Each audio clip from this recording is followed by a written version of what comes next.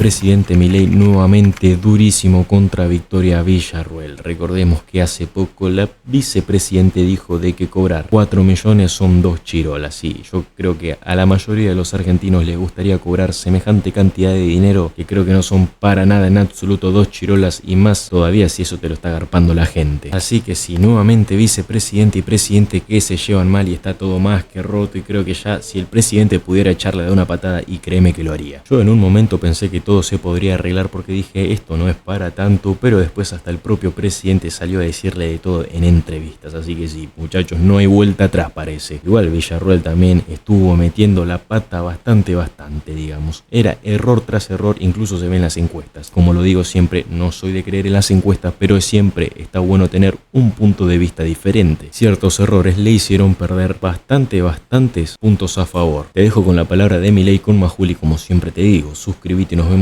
en la próxima. Gracias por recibirme. No, por favor, es un placer, Luis, que estés aquí nuevamente. En verano, incluso. ¿Qué verano? Bueno, digo que es una excusa para andar a laburar. No. Este trabajo no admite excusas. Hay gente que descansa.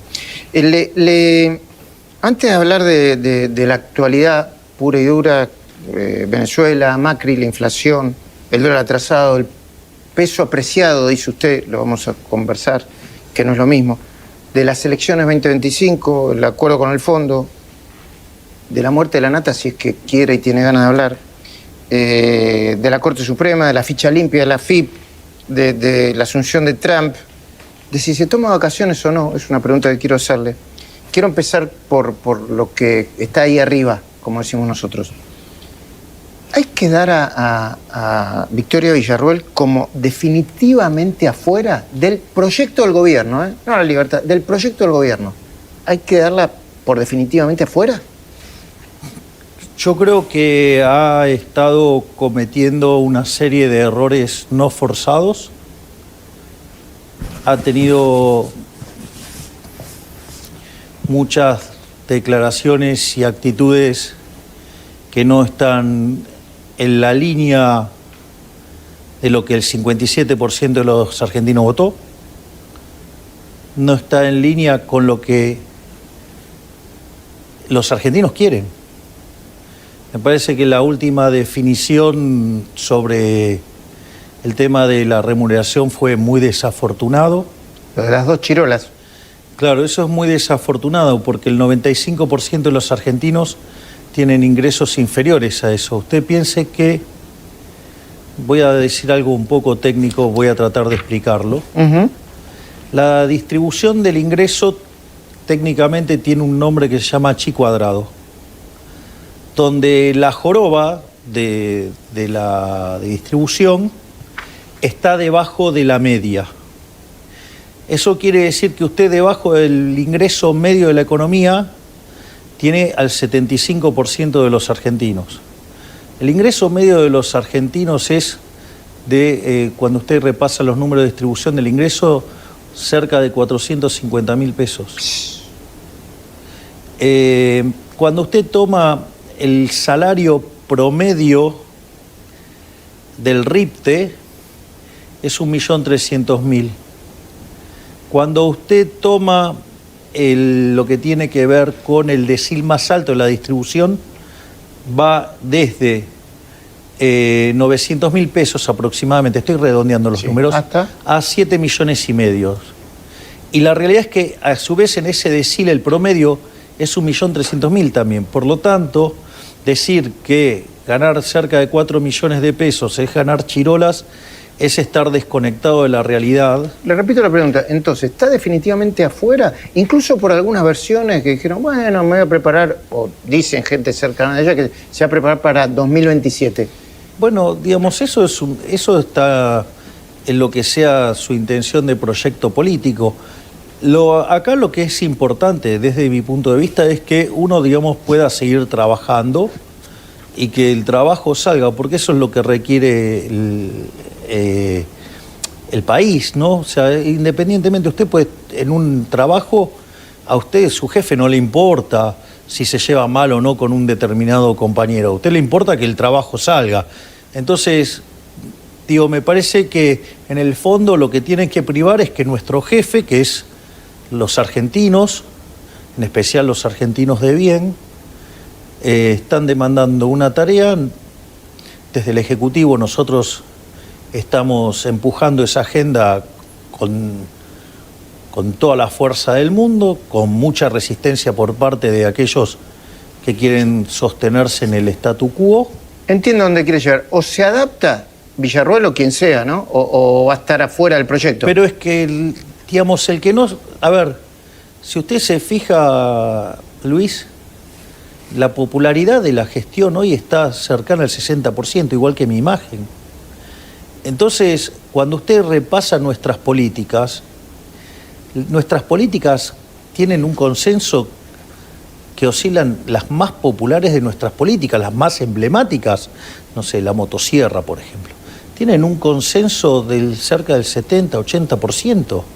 Entonces, ir contra esa agenda, digamos, fue nuestra agenda de campaña, porque la motosierra que está acá, de hecho, digo, no es un chiste que esté la motosierra acá. Ah, sí, ahora lo vi, perdón.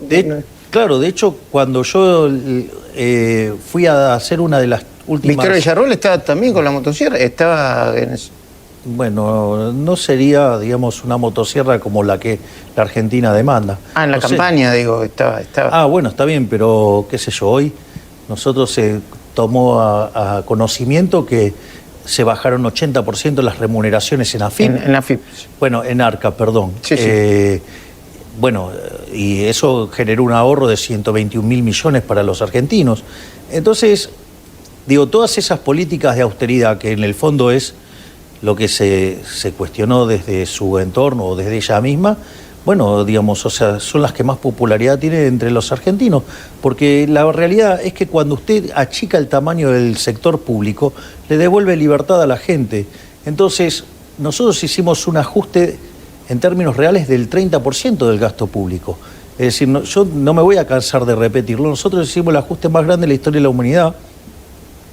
Días atrás, un buen analista, que es este chico Julián Yusovich. Sí, Yusovich. Sí. Perdón si lo nombré. No, perdón, yo también Julián, lo nombré digamos, mal durante mucho tiempo, creo que sí. Entonces, por ejemplo, él puso los distintos ajustes, digamos, del mundo. Y obviamente que el nuestro estaba entre los más grandes, pero eso sin contemplar lo del Banco Central. Este no es un tema menor. El otro día, con mucha sabiduría, Luis Toto Caputo lo dijo. Nosotros, con cerrar el desequilibrio del Tesoro, que eran 5 puntos del PBI, no nos alcanzaba, porque el desequilibrio en el Banco Central era 10 puntos del PBI, era 2 veces más grande que el del Tesoro. Y usted dice que eso es lo que pide la sociedad y que por eso tiene ese respaldo. Exactamente. Entonces, pero aparte, Luis, fue lo que hicimos en la campaña. La campaña nuestra fue muy simple comunicacionalmente. Nosotros teníamos claro lo que era nuestra política económica. La política económica, que era básicamente la motosierra, o sea, ajustar al fisco, que donde el 95% del ajuste o más lo pagó la política. Por otra parte, lo otro que anunciamos era, nosotros estábamos con $1, con mi cara, o sea, que básicamente nosotros hablamos de la competencia de monedas, lo cual hoy ya es una realidad. Es más, fíjese que hoy usted puede poner los precios en los productos, fruto de que bajamos la inflación, pero además podría ponerlo en dólares si quiere. No solo eso, sino que cada día estamos saneando más el Banco Central, por lo tanto el sueño de terminar con el Banco Central, que nosotros en campaña mismo dijimos que tardaba 4 años ese proceso, cada día estamos más cerca. Ahora quiero, porque tengo muchos temas económicos y no... Está bien, pero de vuelta, digamos, yo vine acá para darle la nota a usted, así es que, digamos, yo no tengo problema en expandirme en eso, salvo que usted lo considere impropio. Pero otra cosa más. En materia de inseguridad, ¿qué dijimos? El que las hace las paga. Terminamos con los piquetes. Había 8.000 piquetes por año. No hay más. Digo, eso es lo que aparece en las encuestas como una de las medidas que más satisface a la demanda de la sociedad. Después, por ejemplo, mire qué interesante. ¿Cuánto tiempo se demandó que se terminara con los gerentes de la pobreza? Digamos, y con la corrupción que ellos, digamos, ustedes toman el ranking de nuestras medidas más populares, por decirlo de alguna manera, es la tarea enorme de la ministra Petovelo, digamos, sacando a los intermediarios, sacando a los gerentes de la pobreza y destapando olla de corrupción y persiguiendo a los corruptos por todos lados. Y después, eso en lo que tiene que ver con nuestra política internacional decidimos alinearnos con Estados Unidos e Israel. Digo, si usted se fija, todo lo que dijimos lo estamos haciendo todo. Es decir, yo entiendo que de repente la gente quisiera que lo hiciéramos más rápido, pero fíjese esto, nosotros... ¿Le puedo poner un punto ahí? Porque esa pregunta tiene que ver con esto. Porque quiero ir con el tema de la velocidad. Ah, sí. En una de las charlas que yo tuve con mandatarios muy importantes, muy comprometidos con reformas, cuando yo le dije que hicimos una reforma estructural de 8 veces más grande que la de Menem, ¿no? O sea, nosotros mandamos al Congreso 1000 reformas y pudimos ¿Cuando usted le dijo que no le creían? ¿Cómo? ¿No le creían cuando usted les dijo que hizo? No, digamos, yo les conté todo lo que hice y lo que me decían es, digamos, en un caso, digamos, uno de estos mandatarios estaba con su ministro de Economía y cuando yo le dije que habíamos metido 800 reformas estructurales, dijo, nosotros si metemos 3 en un año es un golazo. Digamos, nosotros, Sturzenegger mete 3, 4 reformas por día. O sea que también es una cosa maravillosa lo que está haciendo Federico, que es, digamos, el modelo lo están copiando en Japón, lo están copiando en Italia, digamos, recibe preguntas de todas partes del mundo, digamos, Elon Musk quiere hacer algo parecido, así es que, entonces, yo entiendo, digamos, que la gente quiere todo ya, pero cuando miren otras experiencias se van a dar cuenta... La comparan. No es tan fácil. El nirvana, la falacia del nirvana. La falacia del nirvana. Okay. Hace horas se escribió una nota para el diario La Nación titulada El retorno al sendero del crecimiento. ¿Qué significa esto? Porque la Argentina va a crecer el año que viene, después si quiere revisamos los números. Pero ¿qué significa el sendero del crecimiento? Que va más allá de 2025, supongo. Exactamente. Usted cuando mira los problemas o las cuestiones del crecimiento económico, son cuestiones que exceden el corto plazo. Cuando usted mira los temas de crecimiento económico, mira 50 años, 100 años. Entonces, por ejemplo, nosotros entramos al siglo XX siendo uno de los países más ricos del mundo. Teníamos uno de los PBI per cápita más altos del mundo. O sea, en la serie original de Angus Madison estábamos primero, ahora hubo una revisión de la serie, entonces estamos tercero, pero digo, que estamos entre los 5 más ricos, ahí no hay duda. ¿Año? 1895. Digamos, nosotros al momento de asumir estábamos casi abajo de la mitad de tabla. Y entonces esto es muy interesante porque lo que hace eso, lo que explica eso es que Argentina perdió el rumbo de crecimiento, mientras que los demás crecieron, Argentina dejó de crecer. Entonces, lo que nosotros tenemos que explicar es por qué Argentina va a crecer.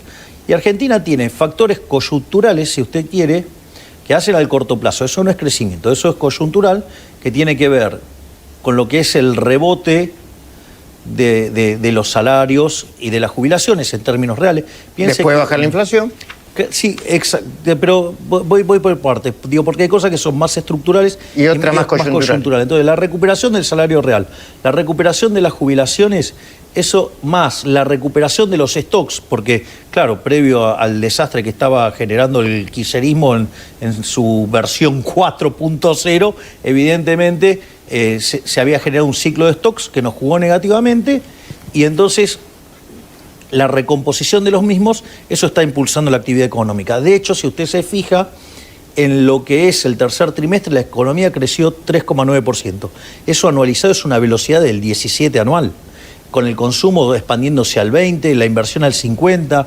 Es decir, y cuando usted tome los datos finales del indicador, el EMA, que es el estimador mensual de la actividad económica, en términos de desestacionalizado, diciembre va a estar por encima del diciembre del año anterior, con lo cual, o sea, la economía encima terminó arriba, a pesar de haber hecho el ajuste fiscal más grande de la historia y llevar la inflación, que en mayorista estaba el 54 mensual, a niveles del 1,4. Esto la pone en 2025, perdón que interrumpa de nuevo, en un 5% aproximadamente, 4 y pico, 5%. O sea, Argentina, digamos, coyunturalmente, el año que viene podría estar expandiéndose a niveles, digamos, el consenso de mercado dice que estaría en torno, yo no hago ese tipo de cosas, pero estima, digamos, que estaríamos expandiéndonos a un ritmo similar a, digamos, a 5,5% o 5%. Yo es lo que más o menos, o sea, es el consenso de mercado. Yo no adhiero epistemológicamente a ese tipo de análisis, pero Es lo que dice el consenso de Al mercado. promedio, está bien, ¿no? Sí, por eso, o sea, no es lo que digo yo. Digo, Sí. o sea, ahora, hay otras cosas que... Entonces eso es la recuperación cíclica. En un contexto donde además baja la inflación, va a seguir cayendo la pobreza. Piense que nosotros, cuando hicimos el sinceramiento de la economía, en la observación mensual que hace Martín González Rosada de la Universidad... De punta a punta, yo la leí, de punta a punta en diciembre de 57 a 57 a 38. Sí, a 36, 21 puntos. Casi 20 puntos, o 21 O puntos. sea, sacamos de la pobreza a cerca de 9 millones de personas. En Sí, un año. En un año, o sea... esto no ¿Así, quiere- ¿Así se tiene que ver? Sí, digo, eso no quiere decir que usted lo puede traspolar linealmente hacia adelante. Digo, Sí, esos comportamientos, o sea, digo, cuando usted... Pero nadie ¿Y creía eso que por esto... qué? A ver, ¿por qué? Porque, ¿Qué lo sacó? Explíqueme como si fuera un chico. Bueno, porque Argentina, el año previo a que nosotros asumiéramos, el gobierno anterior había emitido 13 puntos del PBI y eso se llama señoriaje. Eso es una estafa, es una falsificación de dinero. Entonces, esa estafa, que después se manifiesta como el impuesto inflacionario, Genera pobreza. claro, exactamente, golpea a todos, pero con muchísima más fuerza al que no se puede defender de la inflación. ¿Quién es? El que no ahorra. ¿Quién es? Los sectores más vulnerables. Entonces, ¿qué pasa? Al haber eliminado el déficit fiscal por el equivalente a 15 puntos del PBI, esos 15 puntos del PBI se lo devolvimos al sector privado. Y como eso Como si hubiese bajado impuestos, digamos. es como bajar impuestos literalmente. Literalmente. Corrimos al Estado por el equivalente a 15 puntos del PBI, 10 en el sector financiero, 5 en el sector real. Entonces, ¿qué quiere decir esto? O sea, en el sistema financiero. Entonces, ¿qué quiere decir esto? Que le devolvimos a los argentinos 15 puntos del PBI. Esos 15 puntos del PBI, como tenían el formato del impuesto inflacionario, ¿sobre quiénes pegaban más fuerte? Pegaban sobre los más vulnerables. Consecuentemente, usted eliminó el impuesto inflacionario y lo que hizo es devolverle el dinero a los argentinos de bien, en especial a los más vulnerables. Entiendo. Acá esto es muy técnico, yo le voy a pedir que dentro de lo posible sea lo que, como piense Voy a hacer que, lo que no, pueda. Y piense que como si le hablara a un niño, porque yo por supuesto que en estos temas yo no soy un especialista. Pero voy siguiendo el debate que ya se generó entre fin de año y ahora mismo. Y eso que no expliqué lo del crecimiento de la nota. Bueno, no, el crecimiento, bueno, ¿por qué entonces? Perdón. Claro, porque ahí hay varias cuestiones. Hay una que es, la inflación distorsiona el sistema de precios. Sí. Por lo tanto, no se puede hacer bien cálculo económico. Es más, su horizonte temporal cuando la inflación es muy alta es el día a día, no son 5 años. Fíjese, nosotros arrancamos discutiendo la hiperinflación y hoy discutimos créditos hipotecarios a 30 años. Sí, que no tiene la calidad de los de España, siempre le digo. No, está bien. Pero por lo menos se discute la calidad. Pero bueno, que por lo menos... antes, ahora hay crédito. Claro, ahora hay crédito, antes no lo había. Eso quiere decir que su horizonte temporal ahora es más amplio. Es decir, y la forma en la cual usted crece es pensando de largo plazo. Entonces, la inversión es un proceso de largo plazo. Entonces, esto se manifiesta, por ejemplo, en términos de que hoy, digamos, usted puede invertir y pensar en el largo plazo. De hecho, fíjese la explosión de inversiones que es el RIGI. Ya tenemos 15.000 pedidos y tenemos pendientes todavía de aprobación 50.000 millones de dólares. El RIGI, sí. Exactamente. No solo eso. Digamos, fíjese que entonces la inflación, al bajar la distorsión de los precios, facilita la inversión. ¿Y usted por qué dice que va a ser sostenida? Sí, hay varias cuestiones. El otro tema que es extremadamente importante, y yo tuve la suerte de hará unas semanas, de tener la suerte de hablar con un colega brillante, como es el caso de Juan Pablo Nicolini. Juan Pablo Nicolini, profesor de la Universidad Torcuato Di Itela y es economista de la Reserva Federal de Minneapolis. Una de las cosas que hizo fue estimar el impacto del equilibrio fiscal sobre el crecimiento económico. Lo que dice, a ver si yo entiendo bien, que este parece ser un crecimiento distinto, un caso distinto de crecimiento clásico. Eso sí, eso es tal cual. Es dice. Así. A ver, ¿cuál es el punto? El punto es que lo que muestra es que si usted tiene equilibrio fiscal, eso le asegura 4,5% de crecimiento per cápita de manera sostenida. Pase lo que pase. ¿Sabe qué quiere decir eso? Que si usted sostuviera eso durante 50 años, pasa a tener un PBI que es el doble del que tiene Estados Unidos hoy. Sí.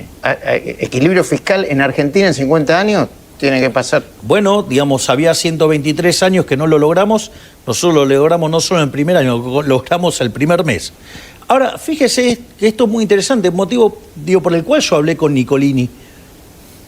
Nicolini me dice, esto es solo equilibrio fiscal. No está el cómo se alcanzó. Y la realidad es que no es trivial El cómo. el cómo. ¿Por qué? Porque si yo lo hago subiendo impuestos, A los 2 días tengo el mismo lío. digamos, claro, entonces, tengo una pérdida de eficiencia enorme. En cambio, nosotros, ¿qué hicimos? Corrimos al Estado del medio. Entonces, eso se transformó, ¿qué? Recursos del sector privado, o sea, mayor ahorro. Eso es mayor crecimiento. ¿Qué quiere decir esto? Que Argentina además tiene mayor potencial o sea, 4,5 per cápita es un piso. Y a eso, como si todo esto fuera poco, usted le tiene que sumar las reformas estructurales. Argentina subió 70 puestos en términos de libertad económica. ¿Sabe lo que le van a decir, presidente? Acá yo sé que usted le van a decir, pero si Milei ya me está hablando que bajó los impuestos haciendo este equilibrio fiscal o planteando déficit cero, quiere decir que no me va a bajar más impuestos. ¿Cómo? Bueno. A ver, yo cuando fui al Congreso y expliqué la regla del déficit cero, expliqué que déficit cero significa que el superávit primario tiene que pagar los intereses. ¿Y el financiero? No, eso hace que el financiero sea cero, o sea, el déficit cero. Y dados los ingresos, usted paga, digamos, el gasto con los ingresos que tiene. Ahora, si a mí me suben los ingresos, Baja impuestos. claro, si el aumento es transitorio o no, porque si es transitorio no puedo bajar impuestos, pero si es permanente, sí bajo impuestos. Y hay algo que es muy interesante. Nosotros alcanzamos el equilibrio fiscal durante un año recesivo. Imagínese si empezamos a expandir. Que no tenga duda que en cuanto tengo posibilidades voy a poder bajar. bajar. Por ejemplo, las retenciones. Las retenciones las tengo en la mira y también tengo en la mira el impuesto a los débitos y créditos bancarios. El impuesto al turismo no, porque ahora lo volvió a actualizar. Pero, Luis, sí, pero también saqué el impuesto país y era más de 1,5 puntos del PBI. Es decir, le devolvía además a la gente casi 15 puntos del PBI sacando el impuesto inflacionario. No es que no, o sea, pero es lo que yo digo, o sea, yo no puedo hacer las cosas instantáneas. Digo, ¿qué quieren? Digamos, si quieren, ¿qué quieren? Que baje todos los impuestos, ¿con qué lo financio? Está bien, espérame un segundito. No sé si soy claro. Sí, voy a hacer un poco de un colega, te conoce, Alejandro Fantino. Yo soy gran profesional y gran ser humano. Mejor ser humano. Un buen amigo. Dice, bueno, pero yo miro Latinoamérica. Es amigo, claramente. Claro. Ahora me doy cuenta. Yo miro Latinoamérica y digo, Latinoamérica, los autos más caros son los argentinos. Claramente. Entonces soy ahora me convierto en el CEO de una multinacional y le digo, presidente, me recibe acá, ¿me bajan los impuestos porque quiero vender autos más baratos? Es verdad que los autos argentinos son más caros porque son los que tienen la mayor carga fiscal. Y bájame los impuestos, presidente. Bueno, yo no tengo problema en bajar los impuestos. Que alguien me diga y me ayude a bajar el gasto público.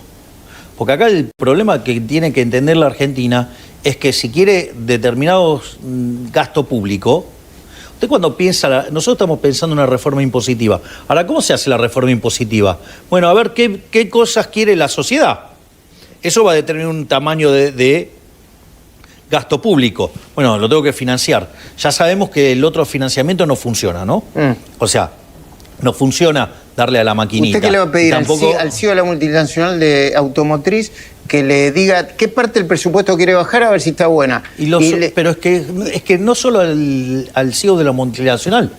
Yo quiero que todos los argentinos se involucren con el equilibrio fiscal. Entonces, cuando quieren un gasto, que sepan que lo tienen que pagar. Eso se llama impuestos y después entonces que no se quejen por los impuestos. Entonces, ¿queremos menos impuestos? Estoy dispuesto a bajar todos los que quieran. Que me digan de dónde bajo el gasto y yo encantado de la vida. Porque digo, ya pasé la motosierra, lo bajé 30% en términos reales. Sí. Yo no tengo problema en seguir bajándolo. ¿Sabe? Le voy a decir algo. Discutamos, dice usted. Yo disfruto bajando el gasto público. Así que si me tienen una idea, yo la hago. Bueno, te digo, el otro día estuve comiendo en un restaurante de Palermo y éramos 4 personas sin vino. Me gasté $250, $300 o euros más o menos. La Argentina está cara en dólares, en euros. Presidente, haga algo con esto. Es figurativo, lo que quiero decir. A ver, yo puedo... Esa es... De fondo es la discusión si la moneda está apreciada o no. Desde mi punto de vista, o si está el tipo de cambio atrasado. Me faltaba lo de la ropa también, ¿eh? Bueno, otro caso, digamos, de cazadores del zoológico. Que el sector de textil. Exacto, así es que bajen. Avanzaremos, es decir, en una agenda en la cual, digamos, empiecen a ponerse más competitivos. Claro. Pero que entre ropa y la hagan más barata, más por eso, digamos, eventualmente ganen menos, bajen un poco la rentabilidad. Y que entiendan que... Y bueno, pero cuando usted bajó el riesgo país... Eso es adaptarse o morir, ¿no? Dice usted. Y claro, obvio. Si yo estoy bajando el riesgo país, el costo del capital es menor. Es decir, lo que a mí me demanda el costo de pagar capital, por decirlo de alguna manera, que es el retorno, es menor. O sea, yo, digamos, estoy bajando el riesgo país... ¿Y cómo? O sea... Yo la tenía, lo del riesgo país, que bajó, la tenía aparte. Sí, pero sí, ojo con eso, porque el dato de ayer... De menos de 600, sí. O sea, el dato de abajo de 600 está bien. Ojo que el dato de 400 y pico, está, como no había mercado en Estados Unidos, está cotizando, está la cotización del bono con el cupón adentro. No entonces hay que... Que nadie se enamore del de 400. Hay que esperar, digamos, lo que pasa hoy en el mercado. Pero bueno, estamos hablando del tipo de cambio, ¿no? Entonces... Bueno, por eso, el tipo de cambio, desde mi perspectiva, no está atrasado. Bueno, eso quiero... Para encuadrar la discusión y para que la entendamos... Perdón, yo sé que usted la entiende. Para que lo entienda toda la audiencia, en todo caso yo que soy el que menos entiende. Vamos a ponerlo así. Caballo dijo... 20% está atrasado un 20%. Y usted no le respondió a Caballo, le respondió a cosas como esta que quiero entender. Si comparamos la paridad actual con la paridad durante el gobierno de Cristina, no está atrasado. Si la comparamos contra el gobierno de Macri, no está atrasado. Si lo comparamos contra la tablita de Martínez Oz, no está atrasado. Si lo comparamos con el fin de la convertibilidad en la Argentina, tampoco está atrasado. ¿Qué cuenta hace? A ver, ¿Es correcto lo que yo le...? En primer lugar, me parece una vergüenza la declaración de Caballo. Opa. Digamos, y me sorprende, para mal,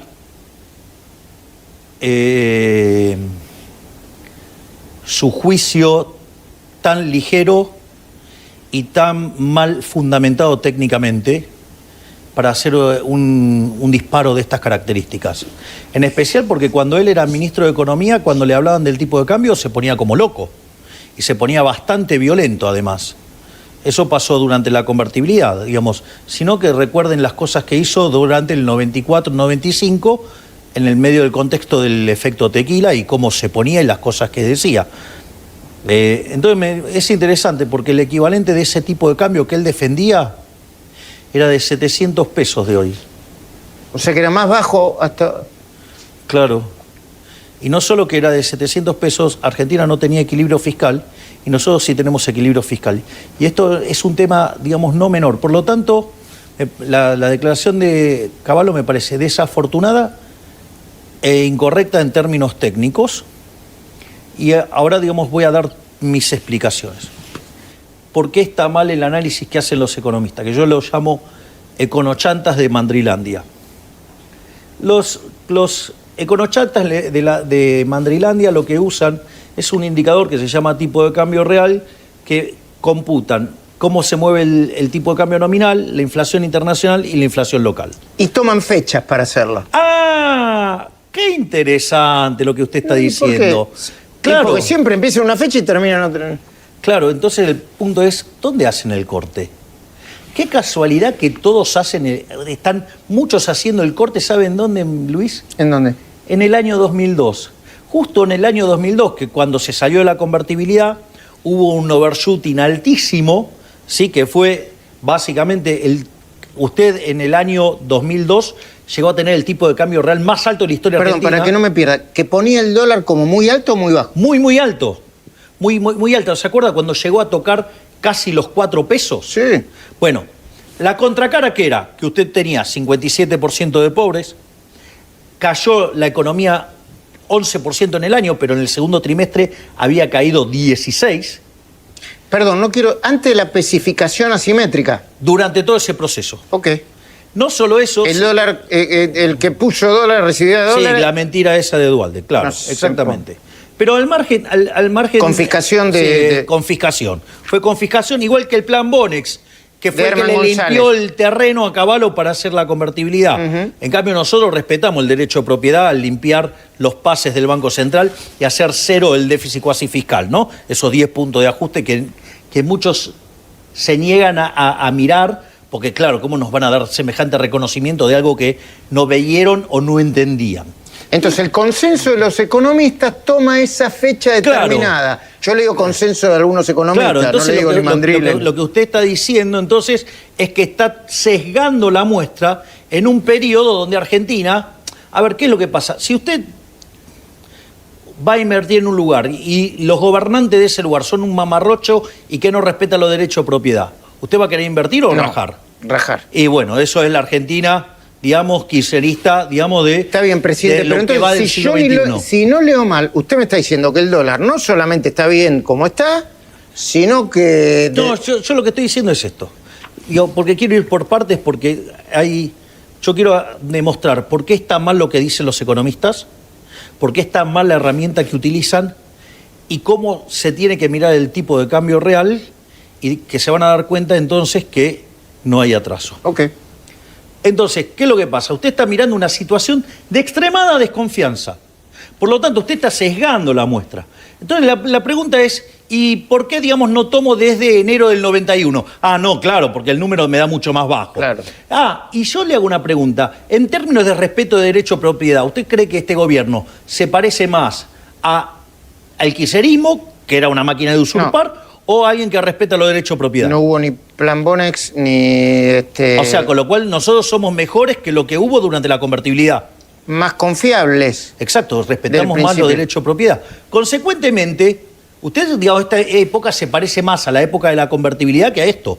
Por lo tanto, digamos, el tipo de cambio de la convertibilidad en promedio debe ser cerca de 750 pesos. Pero yo escucho... Bueno, pero espere, porque esto es una discusión...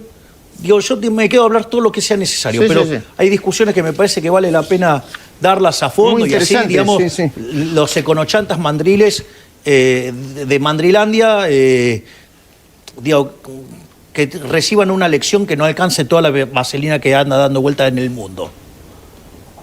Voy a ir a otro punto más, con lo cual, digamos, ¿a qué quiere decir esto? Que si yo corto la serie, depende de dónde la voy a cortar, y hay momentos de la historia que se parecen más y otros menos. Digo, entonces están cortando la serie en un momento de la historia que además no se parece. Punto uno. Punto dos. Supongamos que por alguna cuestión viene el creador, extiende su mano y le dice, Luis, acá le paso cuál es el tipo de cambio real de equilibrio. Eso no existe tampoco, ¿no? No, ya sabemos, el mundo bien, ya sabemos que no existe. Porque usted, para conocer... Por eso es irritante e insultante la estupidez que dijo Cavallo. Y voy a explicar por qué. Porque usted, para conocer el tipo de cambio real de equilibrio, si usted está diciendo que está atrasado, quiere decir que usted conoce el tipo de cambio real de equilibrio. Si usted conoce el tipo de cambio real de equilibrio, usted tiene que saber estas cosas. Usted tendría que conocer las preferencias de todos los individuos de Argentina y del mundo, de hoy hasta la eternidad. Debería además conocer de todos ellos la tasa de preferencia intertemporal. Debería conocer la tecnología en todo el mundo, del presente hasta el futuro, hasta la eternidad. Con lo cual, usted tiene que adivinar el progreso tecnológico. Y siempre que el dólar no se mueva mucho, digamos. No, pero de vuelta. Yo, digamos, o sea, estoy diciendo que necesitaría usted saber para hacer ese cálculo. Y necesitaría saber las dotaciones de la economía. Que además las dotaciones con el tiempo cambian. ¿Qué quiere decir esto? Que usted, para saber eso, debería ser omnisciente, omnipresente y omnipotente. Usted debería ser Dios.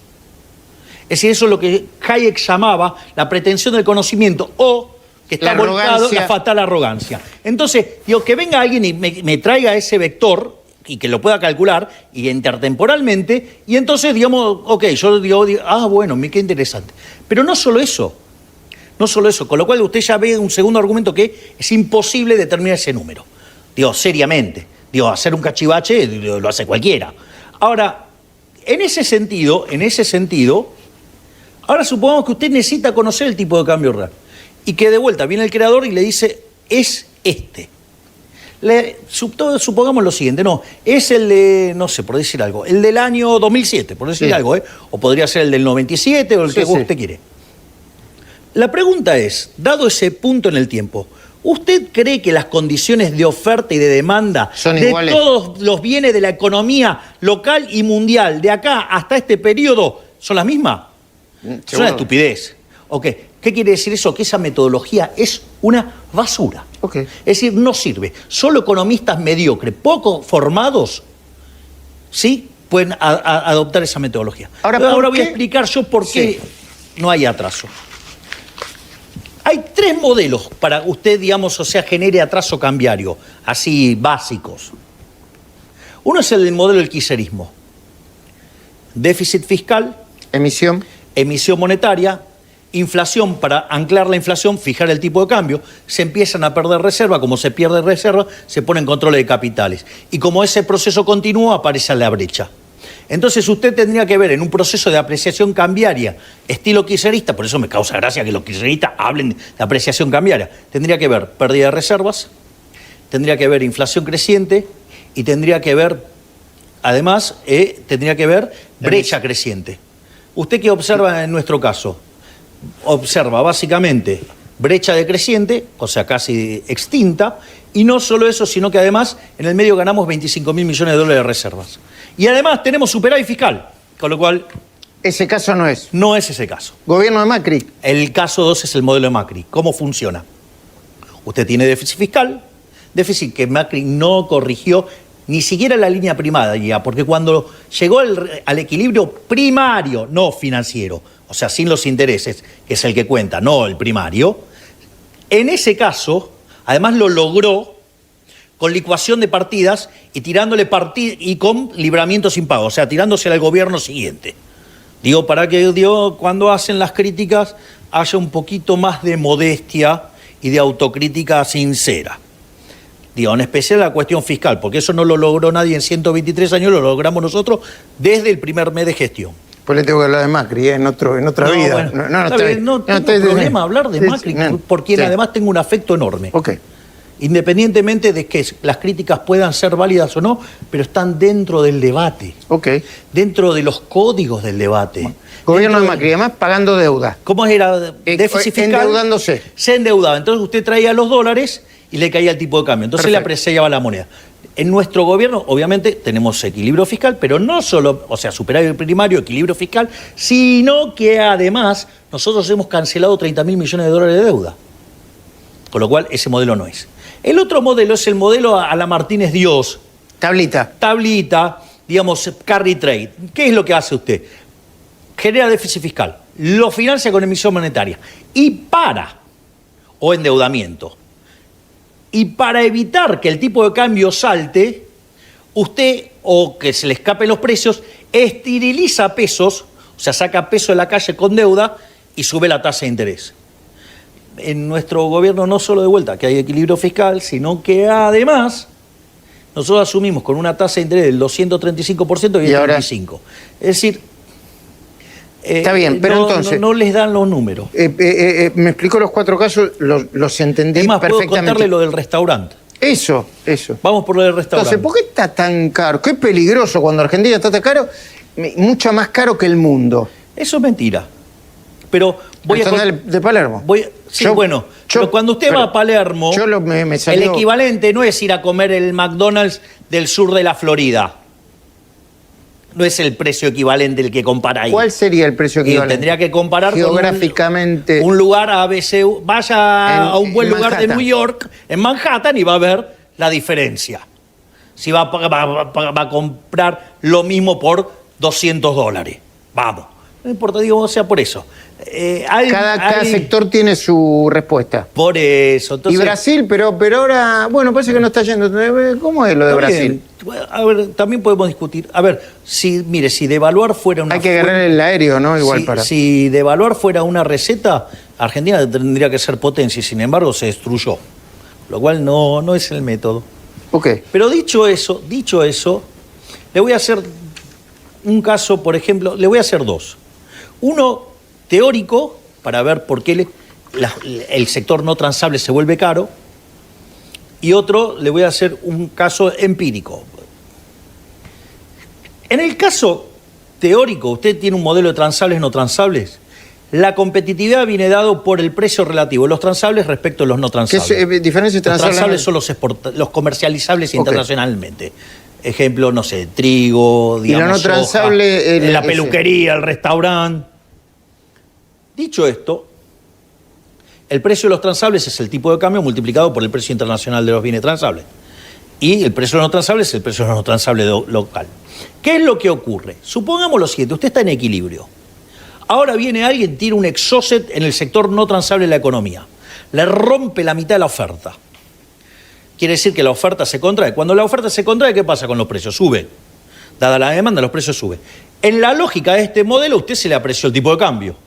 Entonces, ¿qué es lo que le está diciendo? En realidad, los no transables están caros, usted tiene que invertir ahí.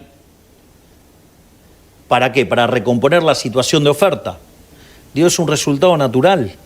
Si usted en el medio le aparecen estos mandriles, econochantas, imbéciles que piden devaluación, lo que usted está rompiendo es La confianza. la asignación de recursos. Ah. Porque lo que le está marcando es que usted tiene que asignar recursos ahí. ¿Y usted por qué cree que lo hacen? ¿Porque apostaron y perdieron? Hay varios, hay muchos porque apostaron y perdieron. Entonces, ¿Apostaron de la suya? bueno, algunos economistas de hecho se timbiaron arriba de 1500 y le fue muy mal. Ah. Eso es ¿Sí? algunos... ¿Usted lo sabe? Sí, claro, obvio. Que hay economistas argentinos que les gusta este tipo de cosas y entonces después van a televisión y ponen, digamos, voz sepulcral diciendo que el tipo de cambio se tiene que ir por arriba porque, digamos, o sea, Están perdiendo. estaba timbiado, exacto. Digo, estaba comprado arriba de 1500. Entonces, digo, con el 1500, digamos, todo el diferencial se la llevaba todo. Debe Como se estar fue subiendo. abajo, perdió la del campeonato mundial. Digamos, es más caro que los burros. Los que no. Ese, digamos, después usted tiene otros que son unos sátrapas, unas sanguijuelas. Digamos, ese término lo usó Lilia hace unos días, es buenísimo, sanguijuela.